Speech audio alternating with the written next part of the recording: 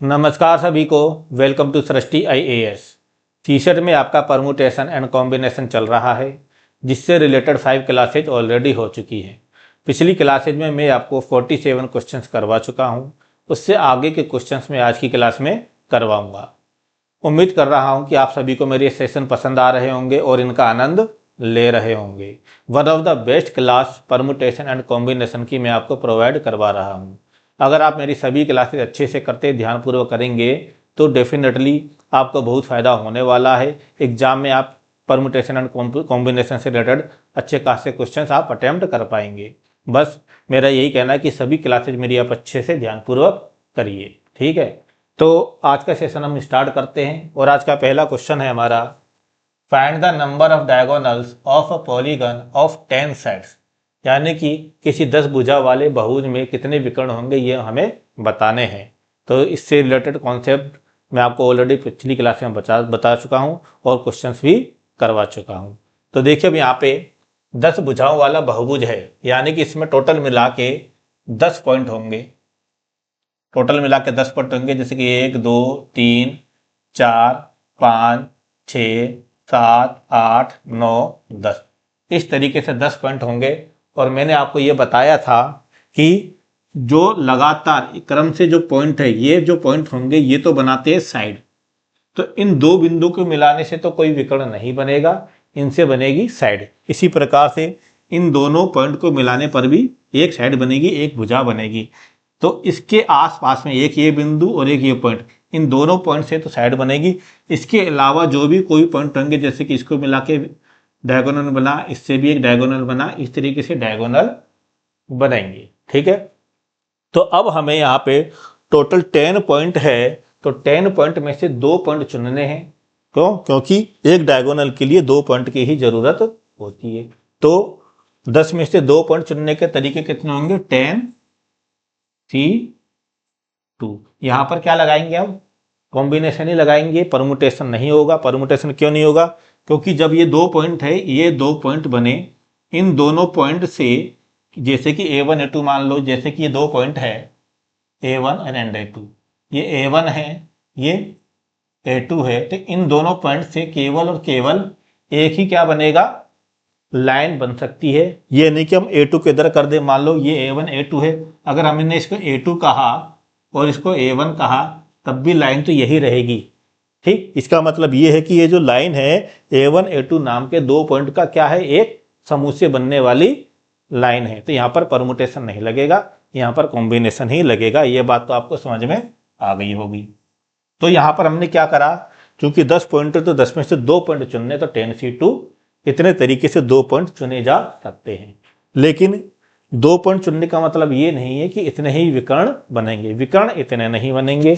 वो क्यों नहीं बनेंगे? वो इसलिए नहीं बनेंगे, इसमें से माइनस करना पड़ेगा। क्या? क्योंकि देखिए ये जो 10 भुजाएं हैं, ये 1 है 2 3 4, इस तरीके से जो 10 भुजाएं हैं, ये तो विकर्ण में इंक्लूड नहीं होगी। जबकि 2 पॉइंट जब हम चुन रहे हैं, जैसे 2 पॉइंट चुने, तो इनसे भी तो एक हमारी साइड बनी, इन दोनों पॉइंट से भी एक साइड बनी, इन दोनों पॉइंट से भी एक साइड बनी, लेकिन ये विकर्ण में इंक्लूड नहीं हो रहे हैं। तो यानी कि जो 10 साइड है, इन्हें हमें क्या करना पड़ेगा? माइनस करना पड़ेगा। तो ये 10 साइड हमने यहां पर क्या कर दी? माइनस कर दी। अब 10C2 को जब हम सोल्व करेंगे,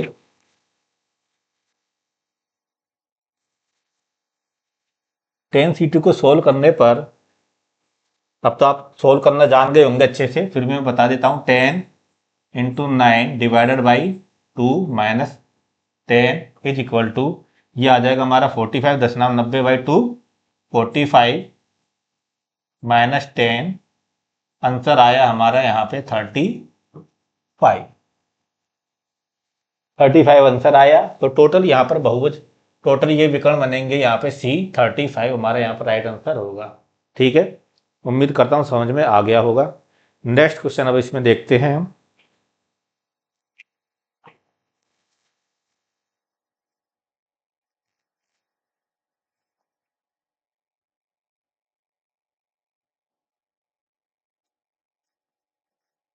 how many rectangles can be made using 5 vertical and 8 horizontal lines. यानी कि 5 ऊर्ध्वाधर और 8 क्षैतिज लाइनों से कितने आयत बनाए जा सकते हैं, ये हमसे क्वेश्चन में पूछा गया है। 5 ऊर्ध्वाधर लाइनें हैं और 5 क्षैतिज लाइनें हैं, इनसे कितने आयत बनेंगे। अब आयत आप सभी लोग जानते होंगे, आयत क्या होता है। देखिए जब आयत होता है, आयत में 2 तो क्षैतिज लाइनें होती हैं इस तरीके से, और 2 वर्टिकल यानी कि ऊर्ध्वाधर लाइनें होती है इस तरीके से। इस तरीके से हमारा ये आयत बनेगा ABCD। यानी कि किसी भी आयत को बनाने के लिए 2 ऊर्ध्वाधर लाइनें और 2 क्षैतिज लाइनों की जरूरत होती है। ठीक है, तो यहां भी हमें क्या चाहिए, अगर 5 ऊर्ध्वाधर लाइनें हैं तो 5 ऊर्ध्वाधर लाइनों में से हमें 2 ऊर्ध्वाधर लाइनें चाहिए, और 8 क्षैतिज लाइनें हैं तो 8 क्षैतिज लाइन में से हमें 2 क्षैतिज लाइनें चाहिए। ठीक, 2 ऊर्ध्वाधर लाइन और 2 क्षैतिज लाइनों से एक आयत बनता है। तो बात आ गई होगी आपको समझ में अब कि 5 में से 2 ऊर्ध्वाधर लाइनें चुननी है और 8 में से 2 क्षैतिज लाइनें चुननी है, और ये क्या हो जाएंगे, मल्टीप्लाई हो जाएंगे, क्योंकि ये एक अलग स्वतंत्र घटना है 5 में से 2 ऊर्ध्वाधर लाइनों को चुनने का, और ये एक अलग स्वतंत्र घटना है 8 में से 2 क्षैतिज लाइनों को चुनने की, और दोनों को एक साथ मिलाकर हमें परिणाम बताने हैं। यहां पर हो जाएगा मल्टीप्लाई। ठीक, 5C2 5 × 4 divided by 2 multiplied 8 × 7 divided by 2, तो ये हो जाएगा 10 और ये हो जाएगा 2 चौका 4 7 28 28। तो टोटल जो आयत बनेंगे यहाँ पे 280 डी। राइट आंसर यहाँ पर हुआ हमारा डी, 280 आयत बनेंगे। ठीक है, बहुत बढ़िया क्वेश्चन है। इस टाइप के क्वेश्चन आ जाएंगे तो अब आप लोगों से ये सी गलती नहीं होनी चाहिए, मतलब आप लोगों से क्वेश्चन हो जाना चाहिए। ठीक है, आइए नेक्स्ट क्वेश्चन अब देखते हैं।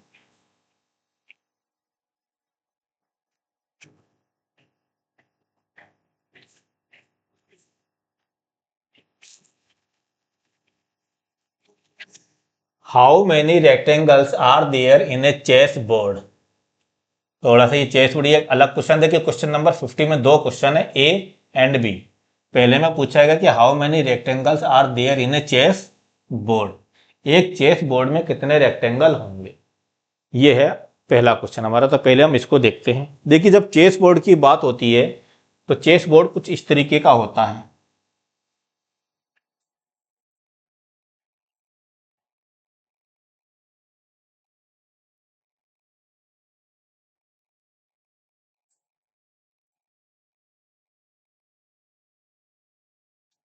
इस तरीके से चेस बोर्ड में लाइनें होती हैं। ठीक, तो ये है और ये।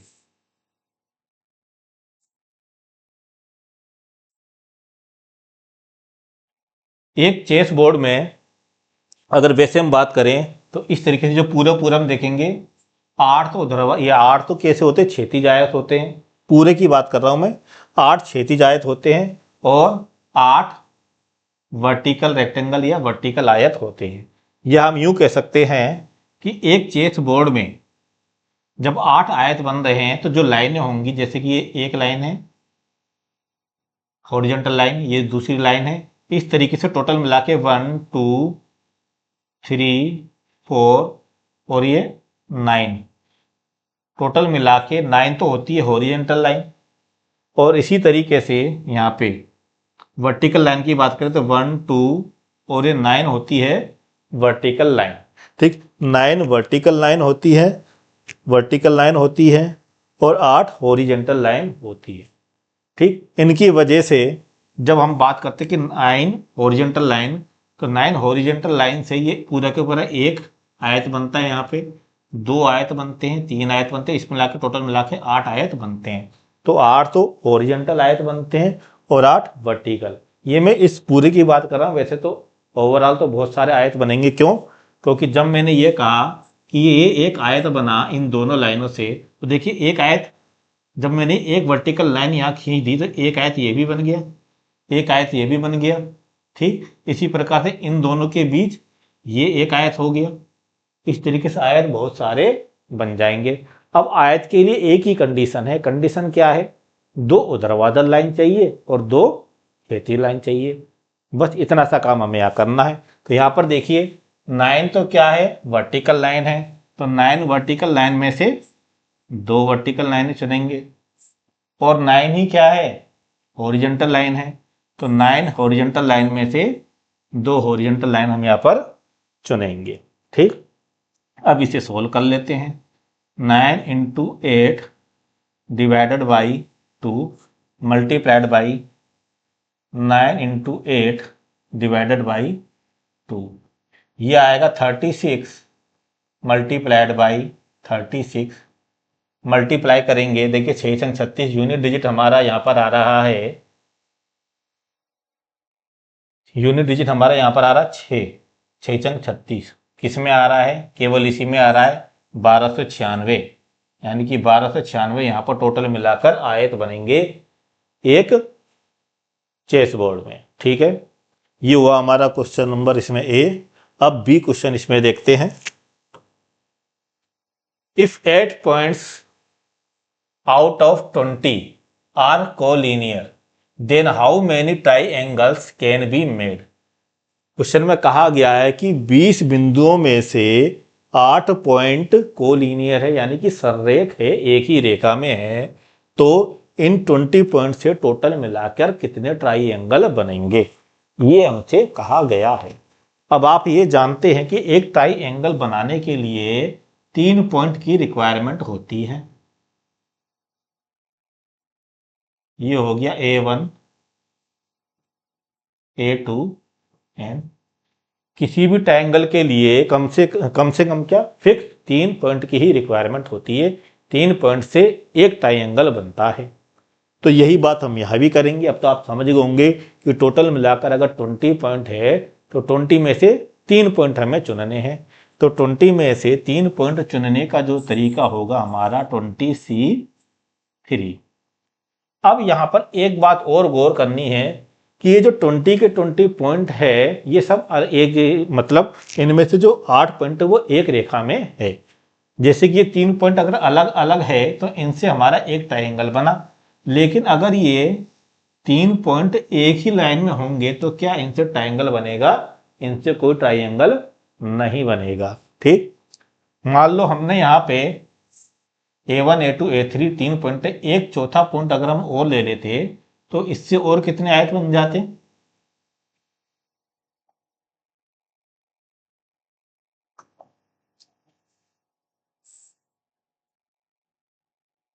ये हमारा आयत बन जाता A1, इसको मैंने ले लिया A4, A1 A3 A4 एक आयत बन, वो आयत का ट्रायंगल बन जाता। इसी प्रकार से एक ट्रायंगल हमारा ये भी बन जाता A1 A2 A4 और A2 A3। इस प्रकार टोटल मिला के यहाँ पर कितने आयत हमारे हो जाते? ट्रायंगल की बात करें तो 4C3 क्योंकि 4 में से 3 पॉइंट हमें चुनने हैं तो 4 ट्रायंगल हमारे यहाँ पे बन जाते। तो 4 ट्रायंगल हमें यहाँ दिखाई भी दे रहे हैं। A1 A2 A3 A1 A3 A4 A1 A4 A2 और A2 A3 A4। इस प्रकार से 4 ट्रायंगल यहाँ पर हमें प्राप्त हो रहे। लेकिन अगर ये चारों की चारों पॉइंट, इन चारों में से ये से 4 पॉइंट है, 4 में से 3 पॉइंट हमने ले लिए एक ही रेखा में और एक पॉइंट ये, तब ट्रायंगल कितने बनेंगे? तब तो प्रॉब्लम हो जाएगी। तब कितने ट्रायंगल बन सकते हैं सोचिए आप।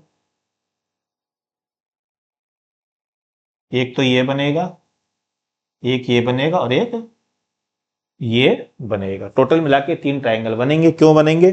देखिए 4 में से 3 तो चुने 4, लेकिन जो 3 पॉइंट एक ही लाइन में है उनसे एक ट्रायंगल और बनता, लेकिन वो ट्रायंगल नहीं बन रहा है तो वो हो जाएगा माइनस। तो टोटल मिला के यहाँ पर 3 ट्रायंगल बनेंगे अगर 3 पॉइंट एक ही रेखा में है, यानी कि इन 3 पॉइंट से जो ट्रायंगल बनेंगे एक, वो हमें यहाँ पर माइनस करना होगा। यही बात यहाँ पर भी है। यहाँ पर अब क्या करना है हमें? 20C3 है, इसमें से 8 पॉइंट एक ही लाइन में है तो इन 8 पॉइंट से जो ट्रायंगल बनेंगे वो हमें माइनस करने पड़ेंगे। अब हम इसे सोल्व कर लेते हैं। 20C3 मतलब 20 multiplied by 19 multiplied by 18 divided by 3 minus 8C3 8 multiplied by 6 ये 8C3 है ना, 3 इंटू 2 फैक्टोरियल 3 आएगा, 3 into 2 upon 6 divided by 3 multiplied by 2। तो इसे जब हम सोल्व करेंगे 3 दूना 6, 6 तिया 18। अब ये हो गया 380 मल्टीप्लाइड बाई 3 माइनस ये कट गया तो ये आया हमारे पास 56। मल्टीप्लाई किया 3 0 3 अट्ठे माइनस 56 सोल्व करेंगे तो ये आ जाएगा 1084 1084। तो यहां पर आंसर हुआ सी। टोटल जो त्रिभुज बनेंगे, ट्राइंगल बनेंगे, वो बनेंगे 1084। ठीक, दोनों क्वेश्चन अच्छे हैं। इससे पहले वाला भी कुछ क्वेश्चन तो सारे ही अच्छे हैं। सिक्वेंसली जब आप क्वेश्चन करेंगे सारे की सारे तो आपका एक अच्छा खासा कॉन्सेप्ट बिल्ड हो जाएगा। आइए अब नेक्स्ट क्वेश्चन यहां पर देखते हैं।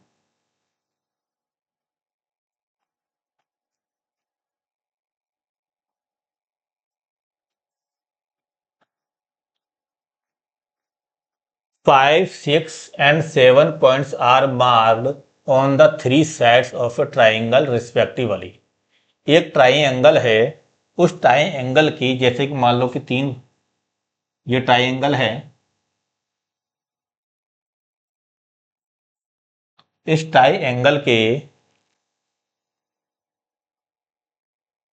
एक तरफ 5 पॉइंट है,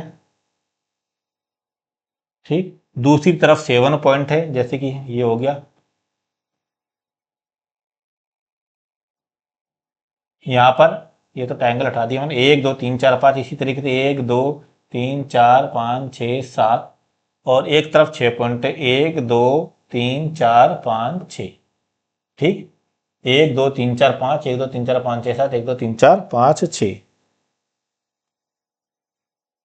ये यहाँ पर इस तरीके से पॉइंट है और क्वेश्चन में कहा गया how many straight lines can be drawn from these point. In point से कितनी सरल रेखाएं खींची जा सकती है। बेहद ही आसान क्वेश्चन है। टोटल मिला के लाइनें पॉइंट है कितने, 5 + 6 + 7। टोटल मिला के पॉइंट है 5 + 6 + 7, 6 5 11 और 7 18 पॉइंट है। इन 18 पॉइंट से कितनी सरल रेखा खींची जा सकती है, इतनी से। अब ये बात बताइए, एक सरल रेखा के लिए 2 पॉइंट की रिक्वायरमेंट होती है, तो 18 पॉइंट में से हमें क्या करने हैं, 2 पॉइंट चुनने हैं। तो 18 में से 2 पॉइंट चुनने के तरीके हो गए ये, इतनी सरल रेखाएं खींची जाएंगी। लेकिन ये तभी पॉसिबल था जब 18 के 18 पॉइंट में से कोई भी 3 पॉइंट सरल रेखा में नहीं होते। 2 पॉइंट तो हो ही जाएंगे सरल रेखा में, ठीक, कोई भी। लेकिन यहां पर ये देखिए, यहां पर 4 पॉइंट सरल रेखा में। तो जब ये 4 पॉइंट सरल रेखा में है, पांचों की पांचों मिलकर ही एक सरल रेखा बना रहे हैं। तो इनसे जो एक सरल रेखा बनने वाली थी वो तो अब नहीं बनेगी पांचों से। तो यहां पर क्या करेंगे, 5 पॉइंट से जो सरल रेखा बनने वाली थी वो माइनस कर दिया जाएगा, -5C2। इसी प्रकार यहाँ पर 6 पॉइंट से जो सरल रेखाएं बननी थी वो भी माइनस हो जाएंगे, और 7 पॉइंट से जो सरल रेखाएं बननी थी वह भी माइनस हो जाएंगे। लेकिन अभी भी ये अगर हम सोल्व करेंगे तो यहाँ भी हमारा आंसर गलत ही आना है। वो क्यों आना है, वो इसलिए आना है क्योंकि हमें ये ऐड भी करना पड़ेगा। देखिए एक सरल रेखा तो बन रही है ना पांचों से, 5 पॉइंट से जितनी सरल रेखा बननी थी, 5 से कितनी सरल रेखा बनती, 5C2। टोटल मिला के 10 सरल रेखाएं बनती। तो ये 10 सरल रेखा तो बनेगी नहीं, लेकिन इन 5 पॉइंट से एक तो बन रही है। तो हम 10 की 10 यहां पर माइनस नहीं कर सकते, बल्कि 9 माइनस करने हैं, यानी कि एक यहां भी बन रही है। इसी प्रकार से 6 पॉइंट से एक स्ट्रेट लाइन यहां भी बन रही है, उसी प्रकार एक स्ट्रेट लाइन यहां भी बन रही है। तो 1 2 3 हमें यहां पर ऐड भी करना पड़ेगा। अब आंसर सही आएगा। अब आंसर में कोई गलती नहीं होगी। अब हम इसे यहाँ पे सोल्व कर लेते हैं। 18C2 का मतलब कितना हुआ, 18 into 17 divided by 2, 17 name 153, 153 minus 5C2 का मतलब हुआ 10। मैं डायरेक्ट कर रहा हूँ, सोल्व तो अब आप कर ही लेंगे। ठीक, इतने सारे क्वेश्चन करवा दिए हैं, इनको आप सोल्व तो कर ही सकते हैं। ठीक, अगर नहीं कर पाएंगे तो ये तो फिर प्रॉब्लम है आप लोगों के लिए। पहले तो आप यहाँ पर आने से पहले इन्हें सोल्व करना सीखिए, तब आप यहाँ पर आइए। इधर आइए अब। 6C2, 6 पंजे 30 यानी कि 15, प्लस 7 छिंग 42 यानी कि 21, प्लस 3, 153 माइनस 15, 10, 25 और 2 27, 27 प्लस 3, 153 और 3, ये हो जाएगा 156। अच्छा, 15 और 10 25, यहाँ पर कहीं हाँ सॉरी गलती थोड़ी सी हो गई है। यहाँ पर देखिए, ये 2 नहीं 21 था और मैंने यहाँ पर 2 ऐड कर दिया है, ये हल्की सी गलती हो गई है। 15 और 10 25, 25 और 20 43 और 1 46, ये होगा 46 प्लस 3, तो ये हो जाएगा 156 माइनस 46, आंसर आएगा 110, 110। तो टोटल मिलाकर 110 सरल रेखाएं खींची जा सकती है। बेहद अच्छा क्वेश्चन है, समझ में जरूर आ गया होगा अगर आप लोगों ने अच्छे से इसे समझा होगा तो। मैं एक ही बात कहूंगा, ये जो क्लासेज आप कर रहे हैं, इनको जो भी जितने भी क्वेश्चन हैं, पहले आप खुद से जरूर करने का प्रयास करें। खुद से प्रयास करें, जब नहीं बने पहले इसको वीडियो पॉज करो, वीडियो पॉज करके खुद से करो, कोशिश करो। अगर उसके बाद नहीं बनता फिर आप मेरा ये सॉल्यूशन देखिए, आपको इससे बहुत फ़ायदा होगा। पहले खुद से प्रयास करना चाहिए। मैं करवा दूंगा और आपने कर लिया, समझ में आ गया, इससे आपको लाभ बहुत नहीं होने वाला है। ये प्रैक्टिस मांगती है, खुद का दिमाग का उपयोग करना है ज़्यादा से ज़्यादा, तभी आप इन क्वेश्चंस को करने के काबिल हो पाएंगे। यही नहीं, मैथ्स में यही है कि आप खुद से क्वेश्चंस करने का प्रयास करें, वो आपको ज़्यादा फायदा कर देगा, ना कि मेरा क्वेश्चंस करवाना। ठीक है, आइए नेक्स्ट क्वेश्चन अब देखते हैं।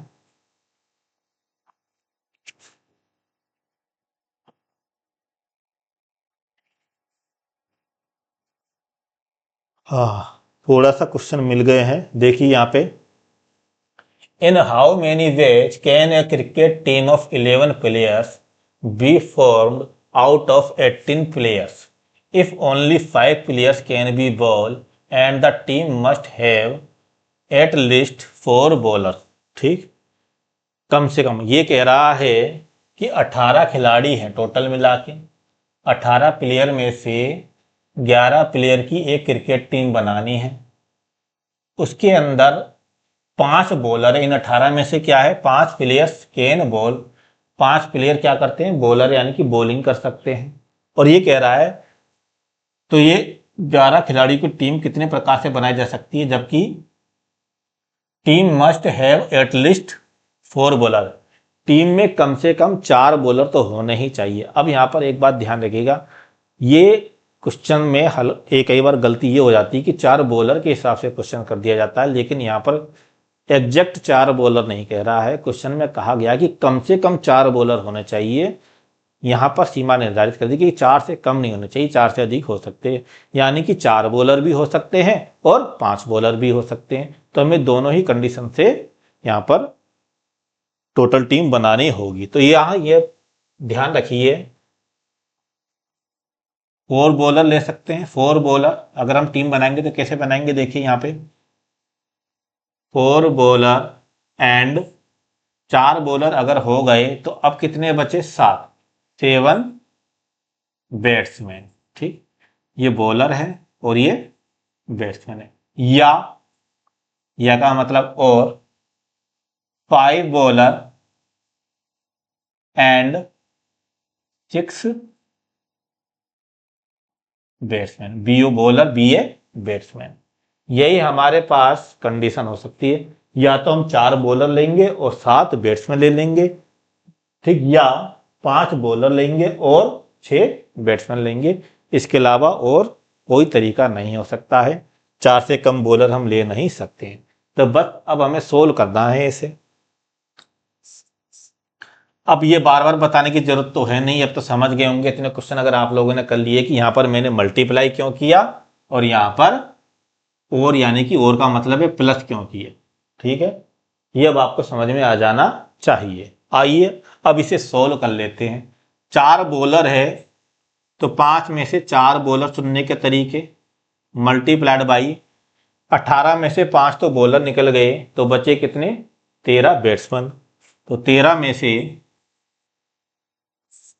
7 बैट्समैन चुनने के तरीके, या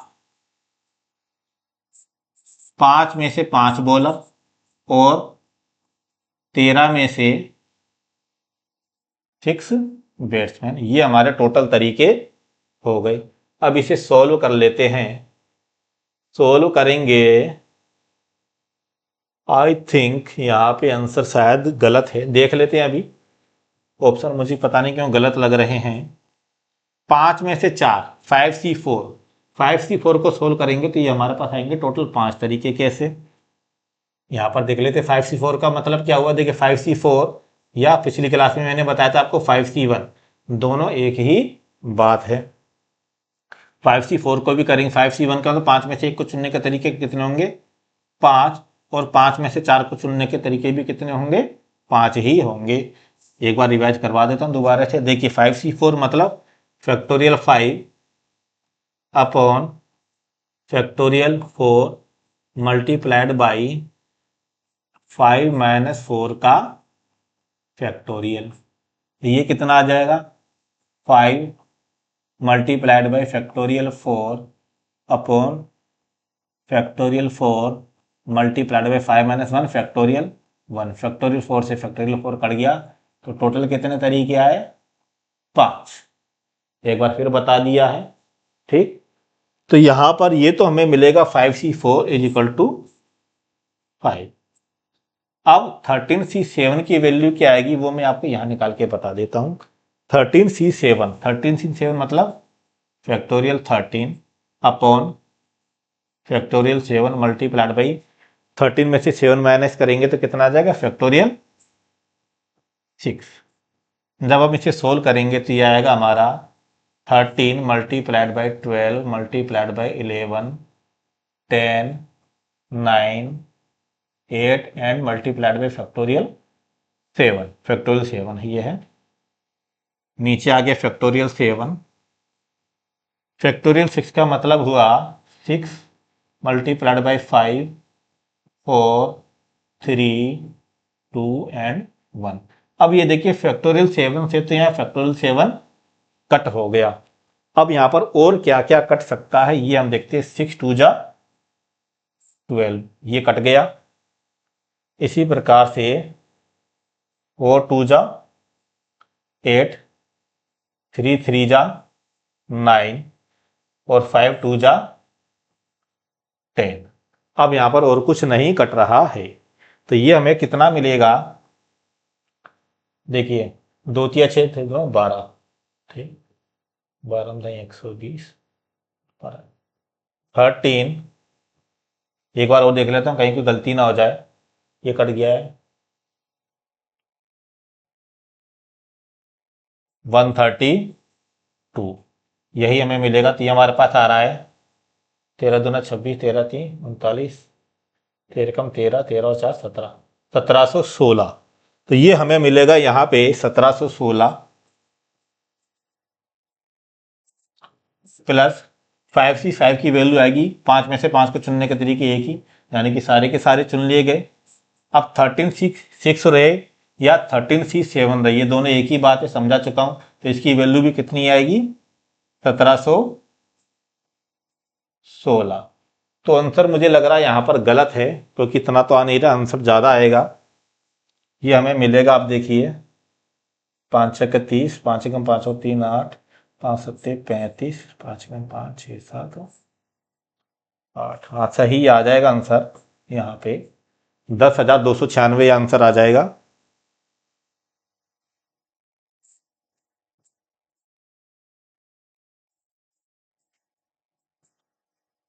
दोनों को ऐड कर देंगे तो ये हमें मिलेगा 6, 8 और 1 9, 7 5 12, 8 और 1 और 9 2, 10,296। तो 10,296 यहाँ पर आंसर है बी, 10,296 ऑप्शन सही है। 10,296 यहाँ पर आंसर आएगा। तो समझ में आ गया होगा, इसमें कैलकुलेशन ज़्यादा हो गई, कैलकुलेशन बड़ी हो गई है। बाकी क्वेश्चन आसान है, ठीक है, केवल कैलकुलेशन का मामला है। तो इतना कैलकुलेशन आपको आना भी चाहिए। आईएएस में तो वैसे इतने कैलकुलेशन वाले क्वेश्चन नहीं पूछे जाते जनरली, लेकिन स्टेट लेवल के जो पीसीएस होंगे वहां पर पूछा जा सकते हैं इस टाइप के क्वेश्चन, ठीक।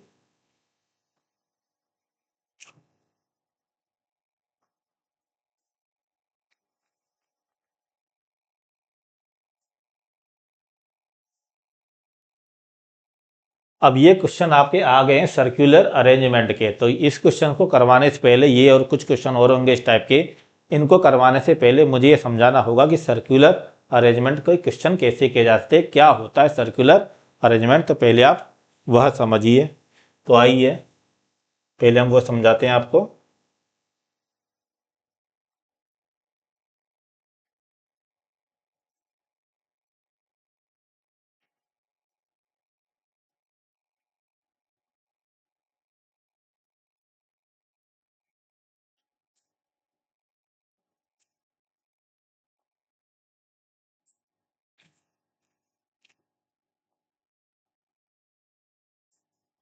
तो सर्कुलर अरेंजमेंट पहले हम देखते हैं यहाँ पे सर्कुलर अरेंजमेंट।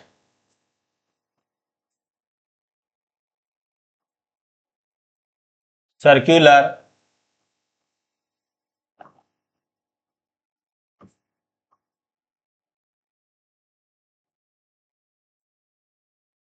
मतलब कि किसी वृत्ताकार टेबल पर कुछ व्यक्तियों का अरेंज करना है कि बिठाने के तरीके कितने होंगे, या कुछ फूल है उनसे माला बनाने के तरीके कितने होंगे, इस प्रकार के जो क्वेश्चंस आते हैं वो सर्कुलर अरेंजमेंट में आते हैं।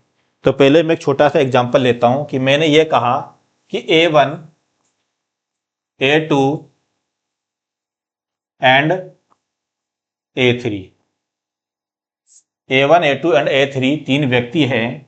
इनको एक वृत्ताकार मेज पर कितने तरीके से बिठाया जा सकता है, ये हमारा यहाँ पे क्वेश्चन है। तो पहले आप इसको ऐसे समझिए कि अगर मैं इनको एक पंक्ति में बिठाता तो कितने तरीके से बिठाता।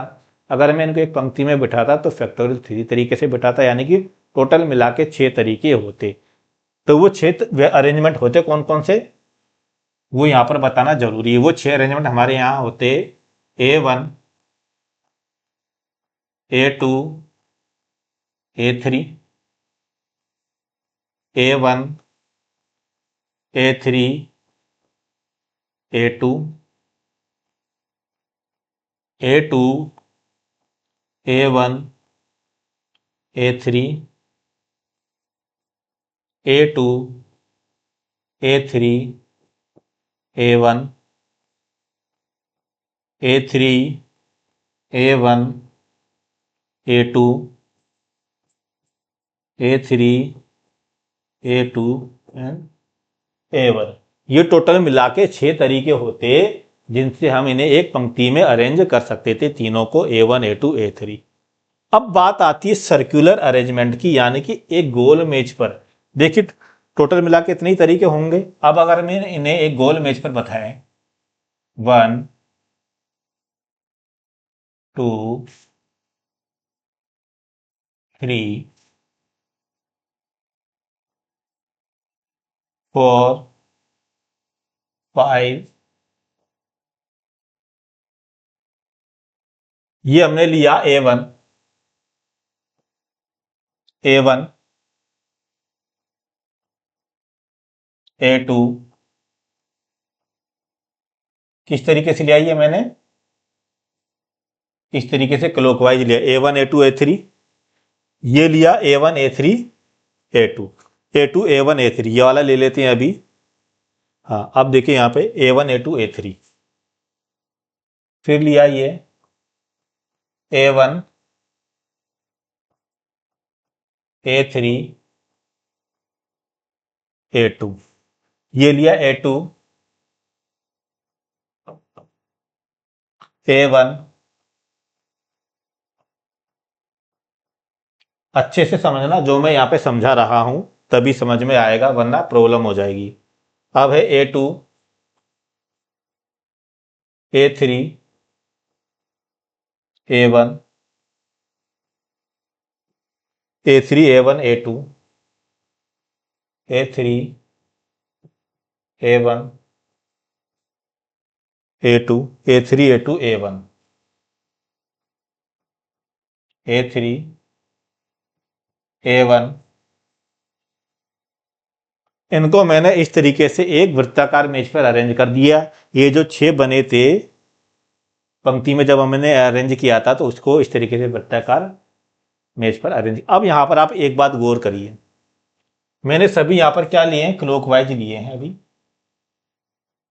कि क्लॉकवाइज अगर हम देखेंगे, अरेंज करेंगे, देखेंगे तो किस तरीके से होगा। यहां पर देखिए A1, A2, A3। इसी प्रकार से ये मैंने लिया 1, A1, A3, A1, A2, A3। ये लिया मैंने, देखिए A1, A2, A3, ये 2, A1, A2, A3। इसी प्रकार से ये जो है, ये भी A1, A2, A3, कहाँ गया, हाँ, A2, A3, A1, A2, A3, A1 और A3, A1, A2, और ये हुआ 3। अगर हम यहाँ पे A1 को एक जगह फिक्स कर दें, ये तीनों देखने में अलग अलग लग रहे हैं, मतलब देखने में क्या, हमने इनको जब पंक्ति में लिया तो पंक्ति में तो ये अलग अलग थे, A1, A2, A3 और ये, ठीक। पंक्ति में जब इनको देखा हमने A1, A2, A3, A2, A3, A1, A3, A1, A2, ये तीनों अलग अलग अरेंजमेंट थे। लेकिन जब हम एक वृत्ताकार मेज की बात करेंगे तो ये अलग अलग अरेंजमेंट नहीं होंगे। देखिए कैसे, हमने मान लो एक के संदर्भ में देख रहे हैं, एक के संदर्भ में देख रहे हैं, ए को हमने फिक्स किया तो A1, A2, A3 क्लॉकवाइज ले रहे तो अब भी A1, A2, A3 ही आ रहा है। इस ए को मैंने फिक्स किया क्लॉकवाइज देखा था A1, A2, A3, ये भी A1, A2, A3 ही है। इसी प्रकार से क्लॉकवाइज हमने यहाँ देखा ए के फिक्स करके या ए के रेस्पेक्ट में, तो A1, A2, A3, तो हर बार A1, A2, A3 ही हमें मिल रहा है, इसके अलावा और कुछ नहीं। अब इसी प्रकार दूसरे अरेंजमेंट पर आ जाते हैं। यहां पर हमने फिर देखा ए के रेस्पेक्ट में, ए के ही, अगर मान लो हमने ए को फिक्स कर दिया, ए के रेस्पेक्ट में ये हमारा आ रहा है A1, A3, A2, ये A1, A3, A2 और ये भी A1,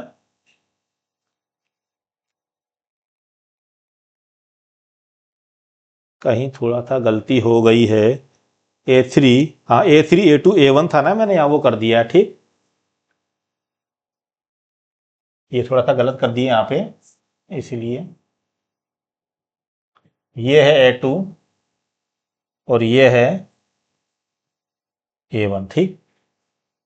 तो यहां पर देखिए ये A1, A3, A2, इसी प्रकार से A1, A3, A2 और A1, A3, A2, यानी कि अगर मैं इनको कहूं, इसको 4, 5 एंड 6, टोटल मिला के 6 अरेंजमेंट हो गए। तो यहां पर मैं ये कह सकता हूं कि 1 is equal to 2 is equal to 3 और 4 is equal to 5 is equal to 6।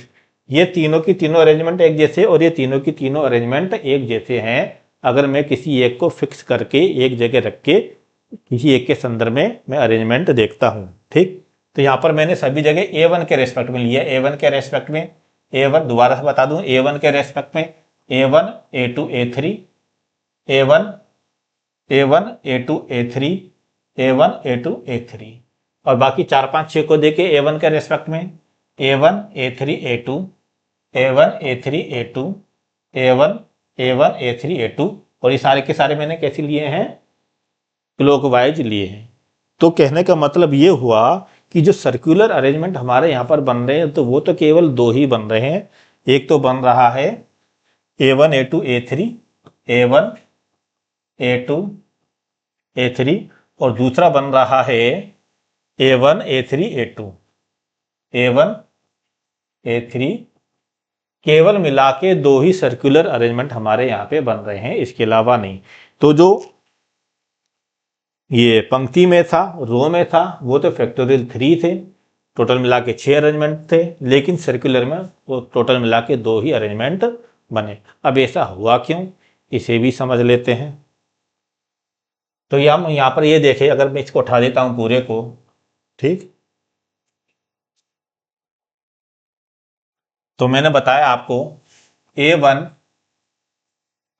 A2 A3, एक अरेंजमेंट तो ये बना सर्कुलर में और एक बना A1 A3 A2, ठीक, टोटल मिला के 2। हम यहाँ पर ये भी कह सकते हैं, इसका मतलब ये हुआ जो हमारे अरेंजमेंट बन रहे हैं वो बन रहे हैं फैक्टर 3-1 का फैक्टोरियल, या कह सकते हैं कि फैक्टोरियल 2 अरेंजमेंट यहाँ पर हमारे बन रहे हैं, क्योंकि 2 ही अरेंजमेंट है, ठीक। तो यहाँ पर आप ये बात समझ गए होंगे कि अगर n व्यक्ति है, n वस्तुएं हैं, टोटल n ऑब्जेक्ट है, उनको किसी वृत्ताकार मेज पर अरेंज करना है, किसी वृत्ताकार मेज पर अरेंज करना है, तो उनको फैक्टोरियल n-1 तरीके से अरेंज किया जाएगा, ना कि फैक्टोरियल n तरीके से। अब वो क्यों, इसे देखते हैं। जैसे कि मैंने ये लिया, जब मैंने यहाँ पर A1 फिक्स कर दिया, ये तो फिक्स हो गया। पिछले भी क्वेश्चन मैंने आपको बता ही चुका हूं कि जब अगर कोई एक संख्या फिक्स है तो उससे तो कोई नई संख्या बनने वाली नहीं है, यही बात यहाँ भी है।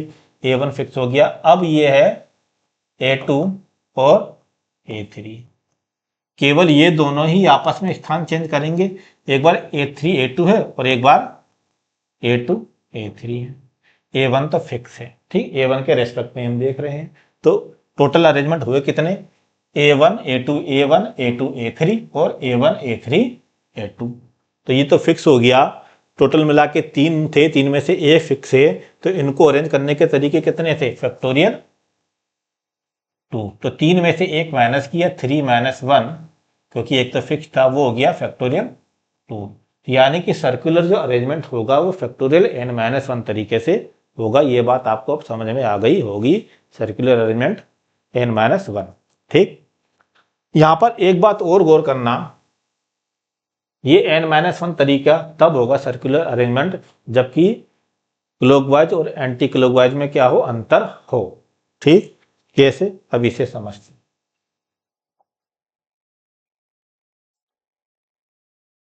ये जो A1 है, ये A2 A1 के किस तरफ है, अगर हम A1 के संदर्भ में देखें तो A2 A1 के बाईं तरफ है और A3 A1 के दाईं तरफ है। जब हमने क्या लिया, अगर ये क्लॉकवाइज लेते हैं, लेकिन अगर हम एंटी क्लॉकवाइज लेते हैं तब ये इधर आ जाएगा, A3 आएगा पहले, A2 आएगा अलग। तो A1 के एक तरफ, एक दाईं तरफ और एक बाईं तरफ है, और जब क्लॉकवाइज और एंटी क्लॉकवाइज लेंगे तो क्या आ जाएगा, क्रम भी चेंज हो जाएगा। जब क्लॉकवाइज लिया हमने तब तो हुआ A1 A2 A3, तब तो हमें क्या मिला, A1 A2 A3। लेकिन जब एंटी क्लॉकवाइज लिया तो हमें क्या मिला, A1 A3 A2, A1 A3 A2 मिला। इसी प्रकार से अगर हम यहाँ पर देखें, क्लॉकवाइज लिया तो A1 A3 A2 था, A1 A3 A2 था, लेकिन जब एंटी क्लॉकवाइज लिया तो A1 A2 A3, A1 A2 A3 मिला। तो एक बात ये समझ में आई कि चाहे हम क्लॉकवाइज लें चाहे एंटी क्लॉकवाइज देखें, मिलने तो 2 ही परिणाम हैं, ठीक। बस जब क्लॉकवाइज लेंगे तो जहां ये A1 A2 A3 है, एंटी क्लॉकवाइज में ये A1 A3 A2 हो जाएगा। और इसी प्रकार से क्लॉकवाइज में जहां ये A1 A3 A2 है, एंटी क्लॉकवाइज में ये A1 A2 A3 हो जाएगा। ये बात अब आप समझ गए होंगे, ठीक है। आइए अब इसमें हम फूलों वाली बात कर लेते हैं। जब फूलों वाला मामला, अब देखिए फूल तो क्या होते हैं, फूल एक जैसे होते हैं, फूलों में कोई अंतर होता नहीं है।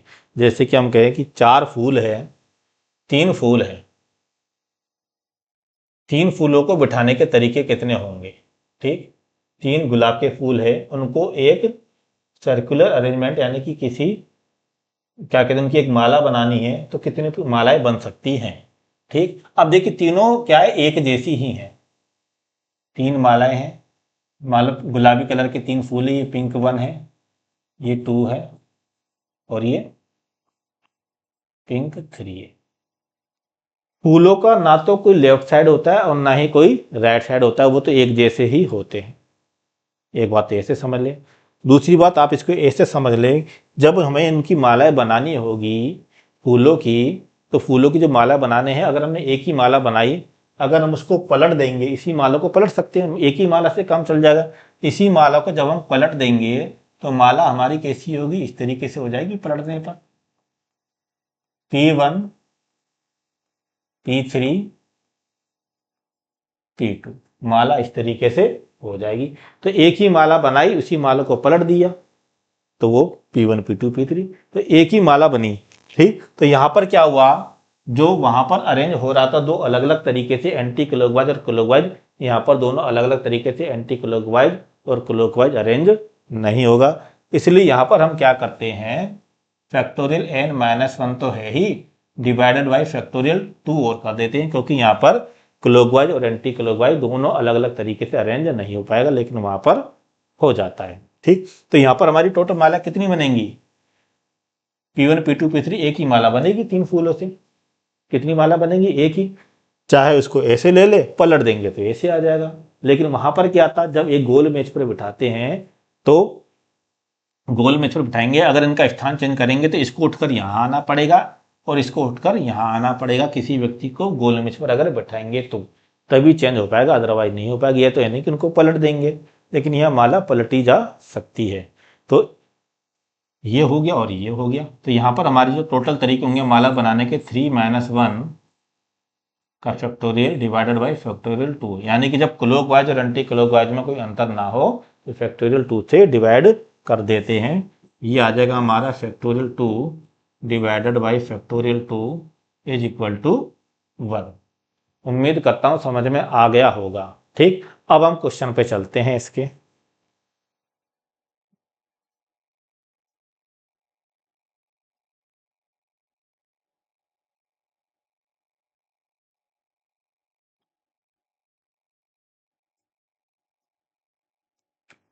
दस व्यक्तियों का, in how many ways can 10 people be arranged on a circular table.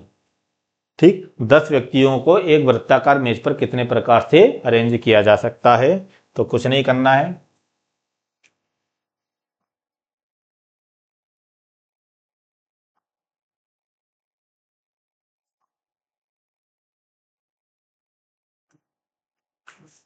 -10 का फैक्टोरियल, इतना सा काम करना है। तो ये कितना आ जाएगा, फैक्टोरियल 9।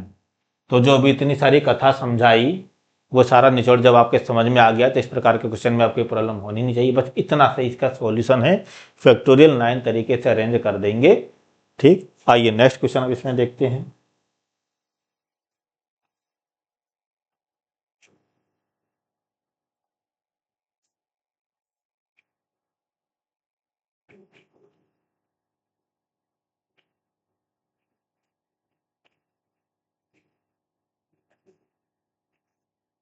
दस अलग अलग रंग के फूलों की एक माला कितने प्रकार से बनाई जा सकती है। अब देखिए यहाँ पे अलग अलग रंग की ये क्या है, फूलों की माला, फूलों की यहाँ पर बात की जा रही है। जब फूलों की बात की जा रही तो एक माला बनाई, उसी को पलट देंगे तो वो उसका एंटी क्लॉकवाइज हो गया। तो एक ही माला से क्लॉकवाइज और एंटी क्लॉकवाइज दोनों बन जाते हैं। यहाँ पर ये लेफ्ट और राइट में कोई अंतर नहीं है, फूलों का ना तो कोई लेफ्ट साइड होती है और ना ही कोई राइट साइड होती है। तो ऐसी कंडीशन में जब 10 अलग अलग प्रकार के फूलों की माला है तो 10-1 ये तो हो गया फैक्टोरियल, लेकिन किससे डिवाइड कर देंगे, फैक्टोरियल 2 से डिवाइड और कर देंगे। तो आंसर हमारा यहाँ मिलेगा फैक्टोरियल 9 डिवाइडेड बाई फैक्टोरियल 2, ये यहाँ पर आंसर होगा। ठीक है, नेक्स्ट क्वेश्चन देखते हैं अब इसमें।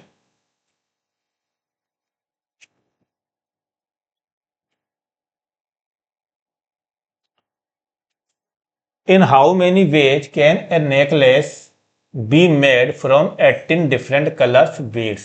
ठीक, अलग अलग रंग के मनकों से एक हार कितने तरीके से बनाया जा सकता है, और 18 है टोटल। अब देखिए मनके भी क्या फूलों की तरह ही होते हैं, ना तो इनका लेफ्ट होता ना ही राइट। माला बनाई, माला को इस तरीके से चेंज कर दिया, उलट दिया तो दूसरा हो जाएगा, होगा तो एक ही, चाहे हम इसको ऐसे देखें चाहे ऐसे देखें। तो कितने तरीके से बनेगी, 18-1 factorial divided by 2 factorial 7 divided by factorial 2। अब तो समझ में आ गया होगा, ठीक, सर्कुलर अरेंजमेंट। अब नेक्स्ट क्वेश्चन देखते हैं इसमें।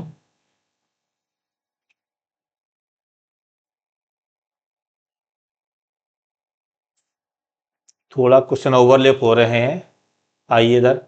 In how many ways can a round table conference be held between 10 representatives from 10 different countries if 2 special represented. अब यहां पर देखिए कंडीशन दे रहा है, नॉर्मल क्वेश्चन नहीं, थोड़ा सा कंडीशन दे दी। कंडीशन क्या है? क्वेश्चन में ये कह रहा है कि 10 अलग अलग देशों के 10 प्रतिनिधि हैं, इन्हें एक गोल मेज पर कितने तरीके से बिठाया जा सकता है यदि दो विशेष प्रतिनिधि ऑलवेज सिट टुगेदर। इसमें पहली कंडीशन है, पहला क्वेश्चन है ए, कि जो दो विशेष प्रतिनिधि है वो हमेशा साथ बैठते हैं। अब देखिए दो विशेष प्रतिनिधि साथ बैठते हैं तो 10 में से 2 माइनस हुए, 8 प्रतिनिधि तो अलग हो गए, और ये जो दोनों है ये एक यूनिट की तरह काम करेंगे। तो टोटल मिला के हम ये कह सकते हैं 8 प्लस 1 9 प्रतिनिधि हुए। इन 9 प्रतिनिधियों को एक गोल मेज पर बिठाने के तरीके कितने होंगे? तो 9 प्रतिनिधियों के एक गोल मेज पर बिठाने के तरीके होंगे 9 माइनस 1 का फैक्टोरियल। लेकिन एक बात हमें यहां ये भी देखनी है कि ये जो दो प्रतिनिधि साथ बैठे हैं A1 A2, ये आपस में अपना स्थान तो चेंज कर सकते हैं, A2 A1, ठीक, गोल मेज पर बैठे हैं, एक इधर बेटा एक इधर बेटा, या एक इधर बेटा एक इधर बेटा, ये दोनों तो अपना आपस में स्थान चेंज कर सकते हैं। और चेंज करने का तरीका कितना होगा? फैक्टोरियल 2। तो यहां पर हम मल्टीप्लाई कर देंगे फैक्टोरियल 2 से, तो आंसर हमारा यहां पर आएगा फैक्टोरियल 8 मल्टीप्लाइड बाई फैक्टोरियल 2। ये हमारा यहां पर आंसर होगा factorial 8 multiplied by factorial 2। Next question अब इसमें देखते हैं। नेक्स्ट क्या इसी के अंदर अब बी है, यहाँ पर ओवरलैप हो रहा है। ओवरलैप में यहाँ का बी में कह रहा नेवर सिट टुगेदर, यानी कि ये जो दोनों विशेष प्रतिनिधि है कभी भी साथ नहीं बैठते हैं। अब देखिए पहले तो हमसे कहा गया कि दोनों साथ बैठते हैं, दूसरे क्वेश्चन में कहा गया कि ये दोनों विशेष प्रतिनिधि कभी साथ नहीं बैठते। तो ये बताइए अगर हम टोटल जो भी अरेंजमेंट है, अगर इन 10 व्यक्तियों को एक साथ बिठाएंगे, एक गोल मेज पर बिठाएंगे, तो उनको बिठाने के तरीके होंगे 10 माइनस 1 फैक्टोरियल 9 तरीके से इन्हें अरेंज कर सकते हैं। फैक्टोरियल 9 तरीके से इन्हें अरेंज कर सकते हैं। इसमें से अगर हम वो तरीके माइनस कर दें,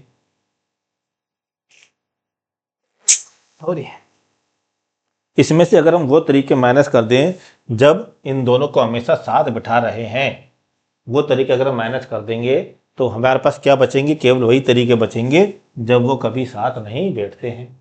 तो जब साथ बैठा रहे थे तब टोटल तरीके हमें मिल रहे थे फैक्टोरियल 8 मल्टीप्लाइड बाई फैक्टोरियल 2। अब इसे सोल्व कर लेते हैं और आगे आंसर किसी भी फॉर्म में हो सकता है। ये होगा factorial 9 minus factorial 8 multiplied by factorial 2। और अगर इसको सोल्व करेंगे तो आएगा 9 multiplied by factorial 8 minus factorial 8 multiplied by factorial 2 की वैल्यू हुई 2। फैक्टोरियल 8 कॉमन आ गया, मल्टीप्लाइड बाई ये 9 है, 9 माइनस 2, तो आंसर हमारा आएगा फैक्टोरियल 8 मल्टीप्लाइड बाई 7। ये आंसर हुआ, यानी कि जब दो विशेष प्रतिनिधि कभी साथ नहीं बैठेंगे तो फैक्टोरियल 8 मल्टीप्लाइड बाई 7 तरीके से उन्हें एक गोल इमेज में अलग अलग तरीकों से बिठाया जा सकता है।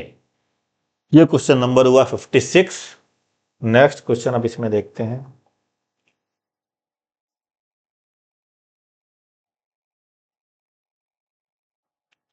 In how many ways can 8 men and 7 children be seated around A round table. 8 व्यक्तियों और 7 बच्चों को एक गोल मेज में कितने तरीकों से बिठाया जा सकता है? इसमें तो कोई दिक्कत ही नहीं है, कोई कंडीशन दी ही नहीं है। तो टोटल मिला के है कितने? 8 तो मैन है और 7 बच्चे हैं, तो टोटल मिला के 15 है। तो 15 व्यक्तियों के एक गोल मेज पर कितने तरीके से बिठा सकते हैं? 15 माइनस 1 का factorial is equal two factorial 14 तरीके से बिठा सकते हैं। यहाँ पर कोई कंडीशन नहीं है, कंडीशन दिया होता तब हम कंडीशन के अकॉर्डिंग काम करते। बस यहाँ क्वेश्चन घुमा दिया है, घूमने की जरूरत नहीं है कि कहीं कोई सोचे कि 8 आदमी को अलग अलग तरीके से बिठाएंगे, 7 बच्चों को अलग अलग तरीके से बिठाएंगे, ऐसा तो कोई कंडीशन ही नहीं है। कोई कहीं भी बैठ सकता है, एक आदमी के बगल में दोनों तरफ बच्चे बैठ सकते हैं, एक आदमी के व्यक्ति में बगल में एक बच्चा बैठ सकता है, या एक व्यक्ति है दूसरी तरफ भी व्यक्ति और उधर भी व्यक्ति, कुछ भी हो सकता है, किसी भी तरीके से बिठाए जा सकते हैं। जब कोई कंडीशन ही नहीं है, इसका मतलब ये हुआ टोटल मिला के 8 और 7 15 व्यक्ति है। इन 15 व्यक्तियों के एक गोल मेज पर कितने तरीके से बिठाया जा सकता है?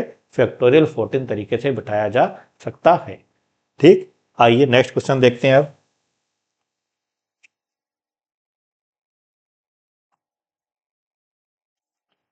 अच्छा, अब ये देखिए यहां पर अब क्वेश्चन जो आ गए हैं वो आ गए हैं क्वेश्चन ताश से रिलेटेड। ठीक, तो इसमें मुझे थोड़ा कुछ समझाना ही पड़ेगा कि ताश में कितने पत्ते होते हैं, किस प्रकार से होते हैं, फेस कार्ड क्या होता है ना, और एक ये फेस कार्ड कैसे होते हैं, एस क्या होता है, स्पेड्स क्या होता है, टोटल मिला के कितने पत्ते होते हैं, ये पहले मुझे समझाना होगा। तो ये समझाऊंगा फिर क्वेश्चन करवाऊंगा, तो क्लास थोड़ी लंबी हो जाएगी। तो आज के लिए हम इतना ही रहने देते हैं, बाकी नेक्स्ट सेशन में।